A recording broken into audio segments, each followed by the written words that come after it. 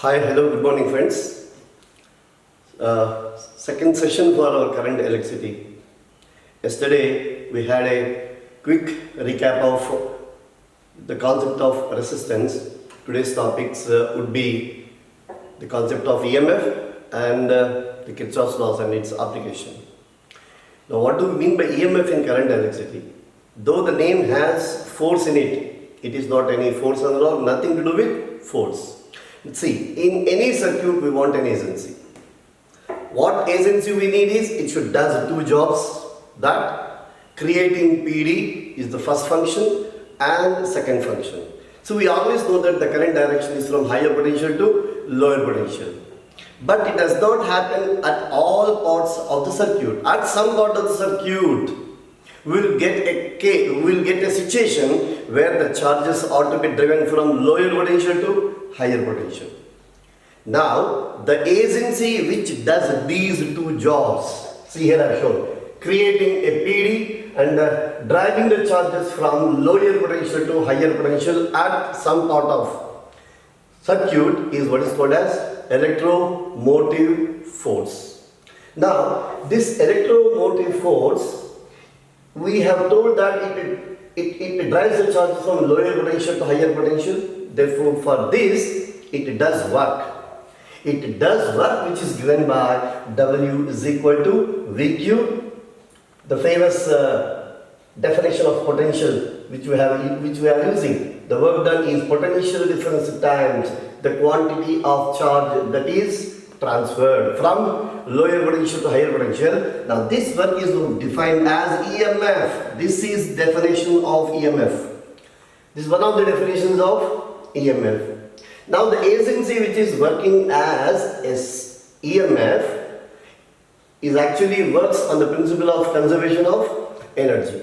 Generally any source of EMF uses chemical energy and it converts into electric energy, and that device is what is commonly known as a cell.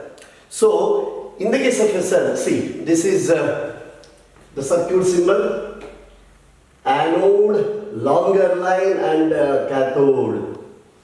The shorter line we have represented, right? This is cell, and cells are of two types. Primary cell, which is otherwise called irreversible cell. Why? Because in this case there is chemical energy converted into electric energy, but not the other way. It is called primary cell. Otherwise also called, we can insert, this is not rechargeable. Primary cells are not rechargeable because once the chemical energy converts into electric energy, the reversible is not possible. Now primary cell and secondary cell. Secondary cells are reversible cells. The name suggests, first it stores chemical energy that can be converted into electric energy, and once it's completely exhausted, one more time, now electric energy can be used to fill the chemical energy into the cell, and that is why it is a reversible cell. A cell, because of its constituents, possess internal resistance. So the internal resistance of a cell depends on nature of the electrolyte. It depends upon distance between the plates. It also depends upon the area of electrode plates, and also it depends upon temperature. And internal resistance inversely proportional to temperature is a result that is valid here. So internal resistance of a cell, I am writing it as smaller. Sometimes we use what is called as an ideal cell. Ideal cell means the cell whose internal resistance is 0. Now let us come to an all important concept regarding cells. See here we have shown a circuit. What is this one? This is a cell with internal resistance. E is EMF and R is its internal resistance. Please do remember, in this circuit, small r is not a resistor which is connected externally. This as a whole, what we call the cell. This as a whole is a cell. Now this is a cell connected to an external circuit. That effective resistance of the circuit is capital R. Don't think that it has one and only resistor R connected. It is not that way. Capital R is the effective resistance of the external circuit. Here I have also shown a key here. See, I have shown a key here. Now, in this case, key open. Key is open. What does it mean? When key is open, the external circuit cannot draw current from the cell. No current from the cell. I equal to 0. This is what is called as cell in open circuit. Cell in open circuit means no current is drawn or no current is delivered by the cell. That is what is I is equal to 0. In this case, supposing here I connect an voltmeter across the cell. Voltmeter connected across the cell, then the value V is nothing but that voltage across the cell in open circuit is what is called as EMF of the cell. So V is equal to E, nothing but EMF. So PD across cell in open circuit. PD across cell in open circuit is electromotive force of the cell. Or the alternate definition. Earlier we have defined EMF in terms of work, in transferring the charges from lower potential to higher potential, right? Now this time this is PD across the cell in open circuit. Now if I close the key is closed. Yes, key is closed. Then the circuit will draw a current I. Circuit will draw current I from the circuit. See, I is the current drawn from the circuit. Do remember, here look at this direction of current. It is outside the cell from higher potential to lower potential. Within the cell, it is from lower potential to higher potential.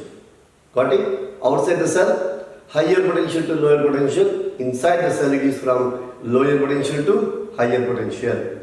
Now, this is called as cell in discharging state. Cell in discharging state. Now, in cell discharge state, K is closed, I is current delivered by the battery, I say, cell I say, or it's drawn from the external circuit I say. Now, this current is I, therefore now I can write, supposing again one more time, here I have connected voltmeter. Now, I am taking PD across cell, in closed circuit. PD across cell in closed circuit, and that is what is called terminal voltage. Terminal voltage. PD across cell. Now this, you will apply your Kirchhoff's law, what you get, V equal to E minus IR, a very, very, very famous result.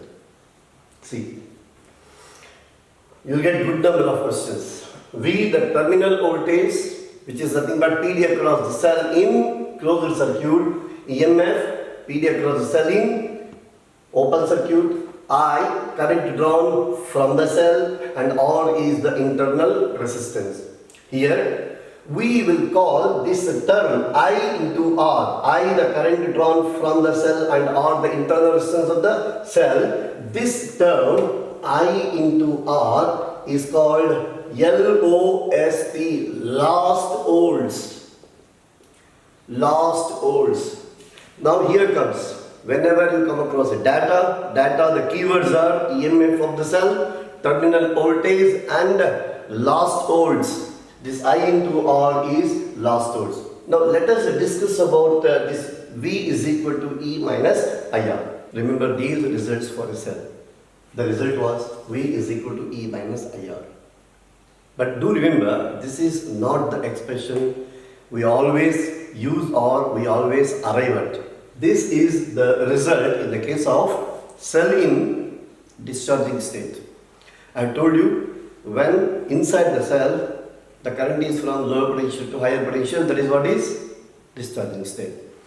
Earlier we have told we can use what is called as secondary cells, which are called as rechargeable cells. So when the cell is in charging state, the direction of current inside the cell is from higher potential to lower potential. So current direction is reversed here. In fact, opposite as compared to the state of discharging. Therefore, here, in the case of a cell in charging state, the relation between terminal voltage and EMF, you will find it as V is equal to E plus IR. That is, in discharging state, you will find terminal voltage less than EMF because of this term minus IR, which we have called, that is why lost volts. It is called as lost volts due to internal resistance. But in the case of charging, you will find V greater than E. Now, third case is also possible. What is that? V equal to E. V equal to E possible. I am writing for an ideal cell. Also, you can see from this expression, supposing if internal resistance is so high that E minus IR can also be 0. But generally here I have shown the result, V is equal to E possible for ideal cell. And now I am writing this terminal voltage can also be 0. Interesting, right? What is that case? Remember, last class we were discussing some capacitor circuit. There I have used what is called as short circuiting. Here also, supposing this is the cell, anode and cathode, and if this is what is the two ends are connected by wire, this is what is the short circuiting, then the PD becomes 0. Likewise, so different possibilities are there for terminal voltage. Now, one more important concept for cells would be the series combination of cells, the parallel combination of cells, very regular examples. Here see, series combination. Look at this figure. I have shown some 3 to 4 cells. This is EMF E1, internal resistance R1, like that. E1 R1, E2 R2. Then this one is E3 R3.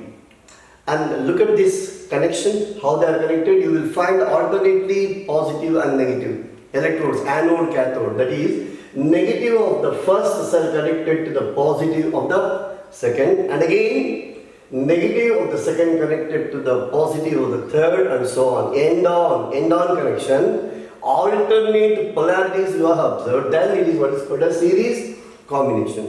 In this case, if we apply our Kirchhoff's laws, the result is effective EMF will be added, therefore it is E1 plus E2 plus E3, so on.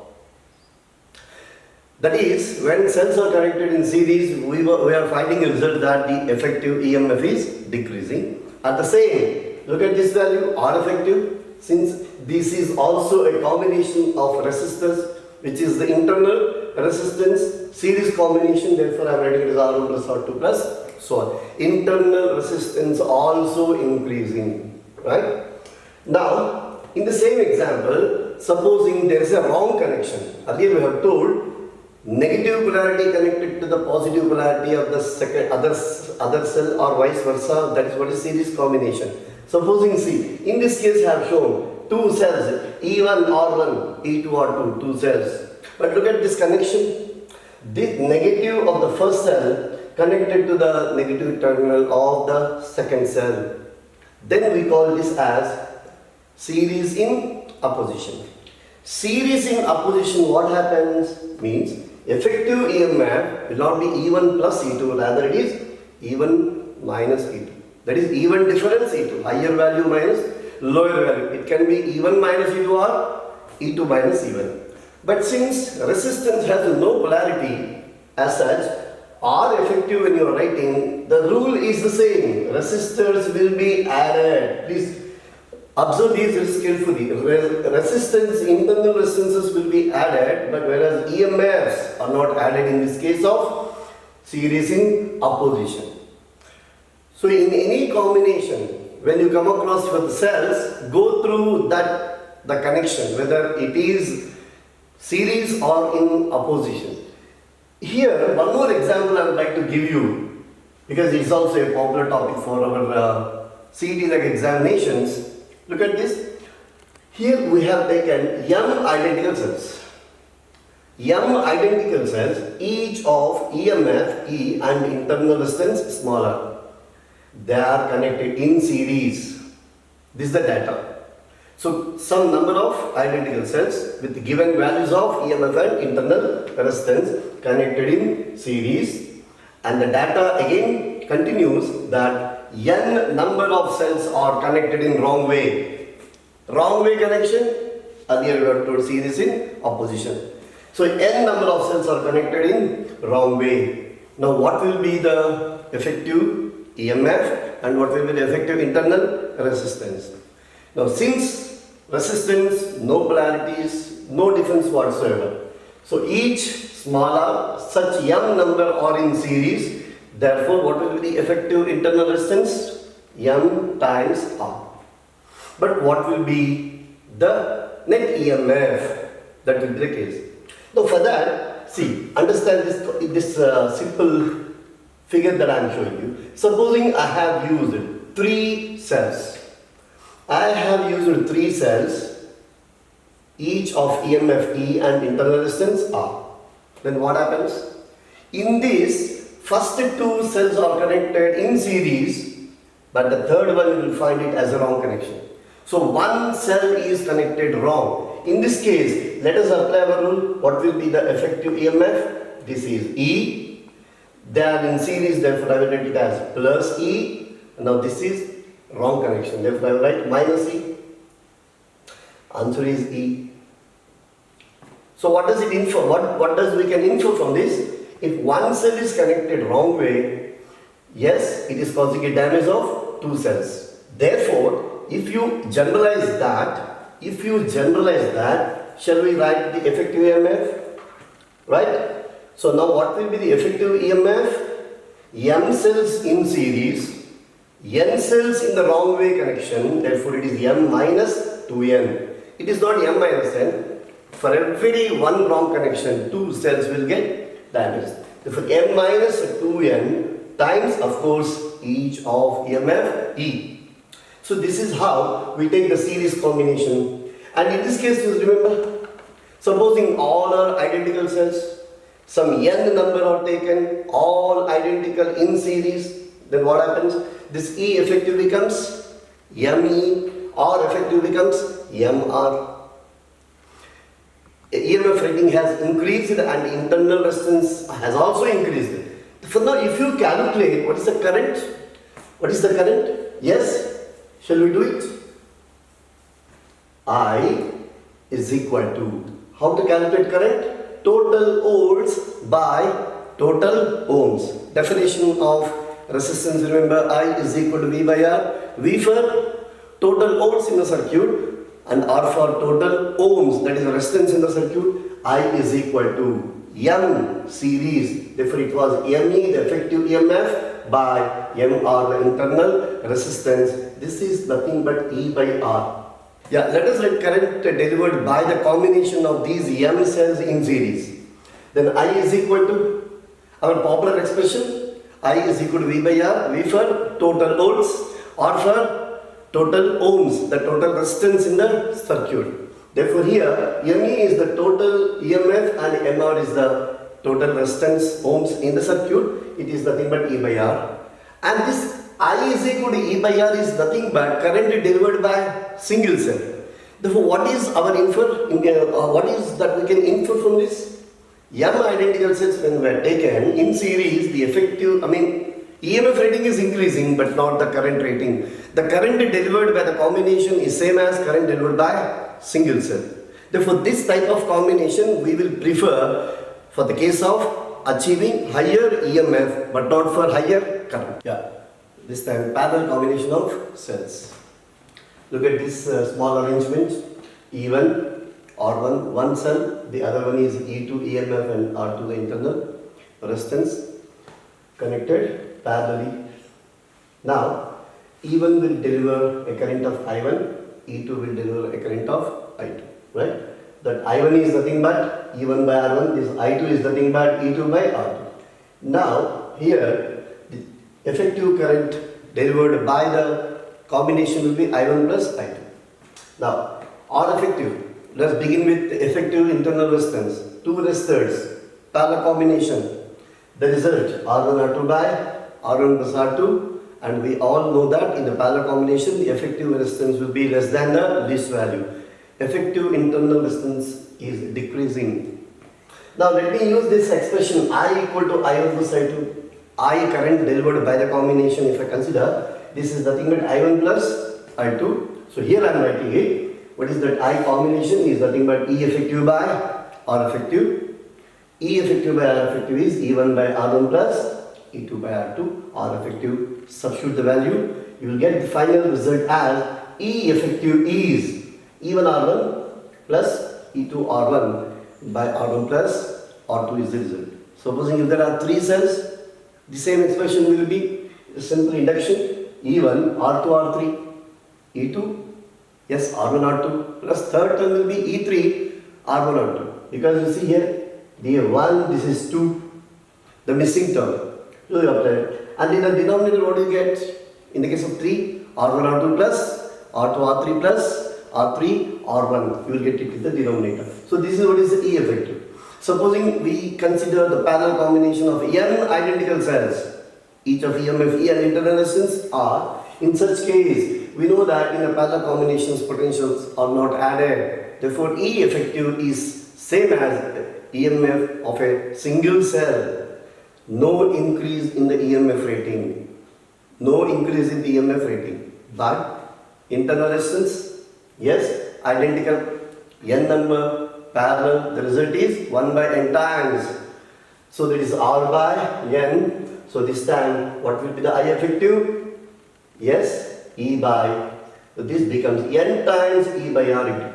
What is the E by R? Current due to single cell. Then you find that I effective is n times the current by a single cell. Earlier we told series combination of identical cells preferable for attaining higher EMF rating, whereas this parallel combination of n identical cells preferred for higher current rating. See, in the case of complex circuits containing more number of nodal points and more number of loops, application of Ohm's law will be either too difficult or sometimes not possible as well.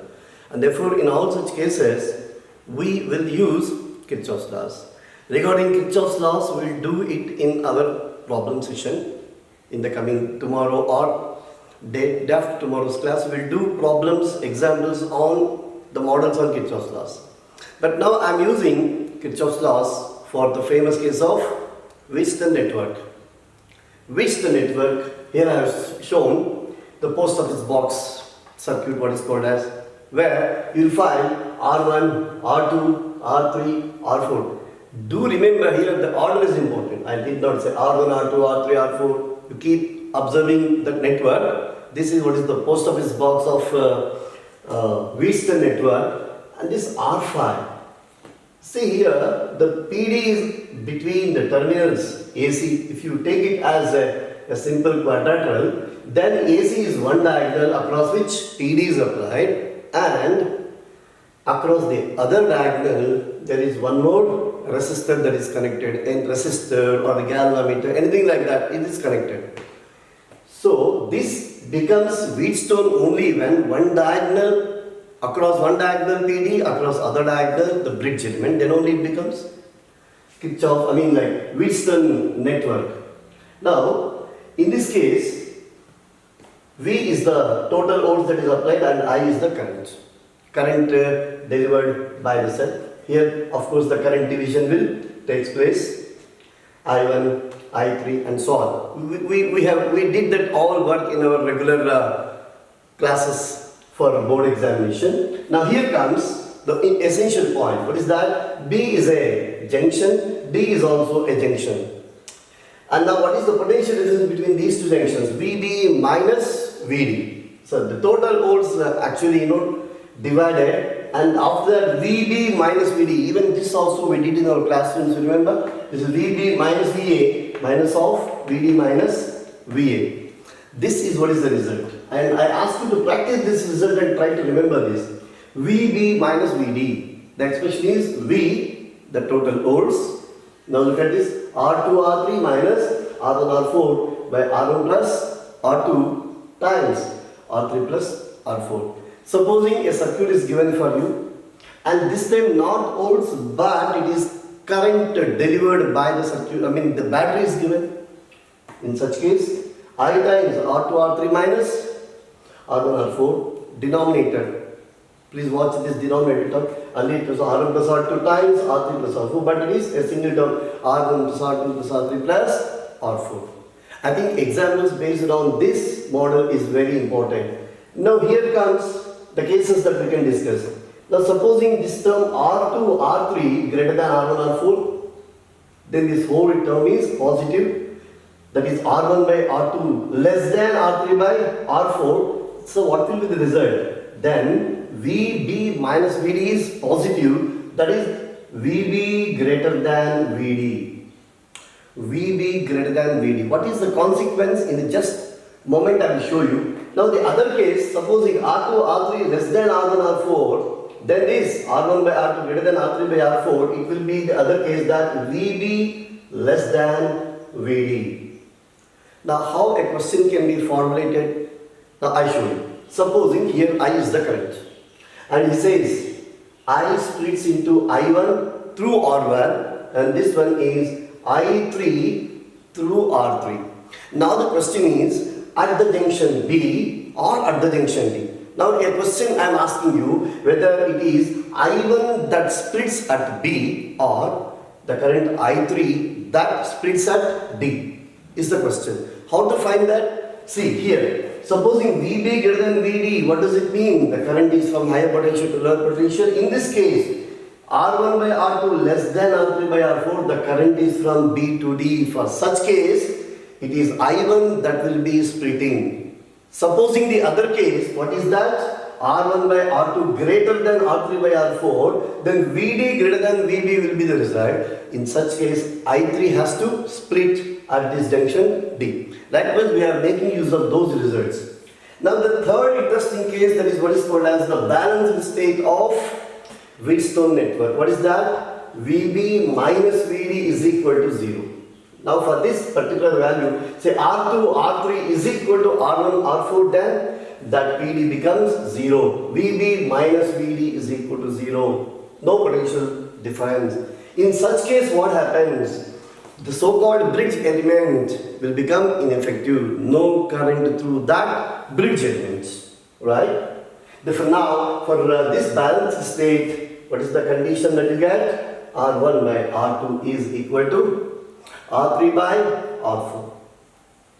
Since R5 is ineffective. When you are eliminating R5 in balanced state, I am now writing what is that total resistance, right? R across AC. R across AC I am writing as, now it will be the case of C, R1, R2, and we have another R3, R4. Now here the bridge element is ineffective. Then it is a case of R1, R2 in series, R3, R4 in series, and both of them in parallel. So what will be our result? Yes? Now R1, R2 series, therefore it is R1 plus R2, and R3, R4 in series, therefore it is R3 plus R4. Now I am using two resistors in parallel, R1, R2 by R1 plus R2. Therefore it is R1 plus R2 into R3 plus R4 by R1 plus R2 plus R3 plus R4. Like this. Supposing in that network all are identical, R1, R2, R3, R4, such that R1 by R2 is equal to R3 by R4, then always it becomes a balanced network. For such balanced network, what will be the effective resistance? R1 plus R2 becomes, yes, this is 2R into 2R by 4R. So what will be the final answer? It is nothing but R. When is this case? When identical resistors forming a Wheatstone network, then the effective resistance will be equal to that of a single value. Do remember, as I have shown you in that network, 5 resistors forming that becomes Wheatstone network only when one of the diagonals becomes bridge element and PD is applied across the other diagonal. Yeah, meter bridge is realization of Wheatstone network, and it's a very popular experiment that you did even in your laboratories. You have seen such arrangement of meter bridge. This is the left gap in which we have connected unknown resistance, and this is the right gap in which a suitable known resistance is connected. What is meant by suitable resistance in the right gap? Now, the value of R is fixed in such a way that in this circuit, for jockey pressed at the end P and then at end Q, it gives opposite deflections in opposite direction, and for this definite contact J of the jockey, it has given zero deflection, the null deflection, balanced state of Wheatstone bridge. Now in this finding or locating position of null point, initially high resistance has to be used, but once you come very close enough to this so-called null point, you have to remove the high resistance and locate the null point for accurate location. Now in this case, balanced state, this X becomes R1, this right gap resistance capital R becomes R2. Remember, now you compare this with the Wheatstone network that we have shown. Now this part of the wire, PJ, the part of the wire becomes R3 of the meter bridge that Wheatstone network we have shown, and the part JQ of the wire shows the resistor R4, such that we will now write what is the resistance of this P1J. Suppose this P to J that I have taken as length L, called as balancing length. Then I will write the resistance of this PJ as L times lambda, where lambda is the resistance per unit length of that wire.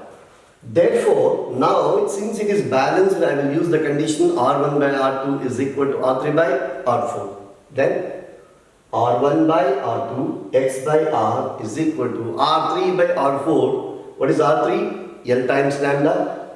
And what will be the denominator term? R4 is this JQ becomes 100 minus L because the total length of the Y PQ is 100 centimeter. Therefore, I have taken as 100 minus L times lambda. So this is what is the simple but very popular expression. Meter bridge, whenever you come across, the rule is X by R, left gap resistance unknown, right gap resistance known, L for balancing length, L by 100 minus L.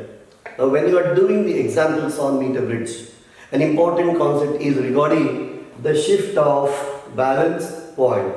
Why does this arises? Because in our given examples, what is done is initially a balance point is obtained somewhere between P and Q with some balancing length, say supposing it is L1.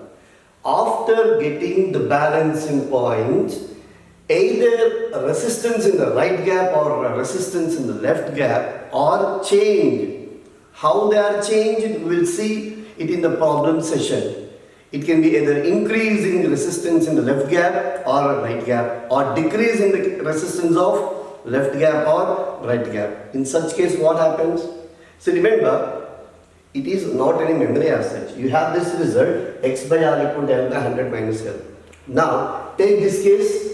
If X increases, what do I mean by X? Resistance in the left gap. If X increases, see here, if X increases, X by R increases. For X by R to increase, yes, L by 100 minus L should also increase. So for that, L has to increase. Got the point? A simple common sense method we got. If X increases, left gap resistance increases, balancing length increases. As you can see, we have taken the balancing length from left end. Remember, PJ is the balancing length. Therefore, if balancing length increasing means, what does it mean? The balance point is shifting towards right. So now, let me repeat this. If X, the resistance in the left gap increases, balancing length increases, that is, the balance point shifts to the right side. Exactly opposite of that, you will see if resistance in the left gap decreases, X by R decreases, as a consequence L should decrease. L should decrease, and that is decrease in the balancing point means shift to the left. Increase in the balance point means shift to the right side. Therefore, X decreases, shift is towards left. Now, supposing the same, if we do it for capital R, if R, the right gap resistance increases, it should be your simple duty, simple job. If X by, in the case of X by R increases means X by R decreases. X by R decrease means L should decrease. L decreases. Decrease in balancing length, shift to the right, left. Shift to left, because the balance length always taken from the left end. Decrease in the balancing length is a shift to the left. Increase in the balancing point, balancing length is a shift to the right. Therefore, similarly, in the case of R, the resistance in the right gap decreases, X by R increases, as a consequence L should increase. L should increase. In this case, the shift is to the right.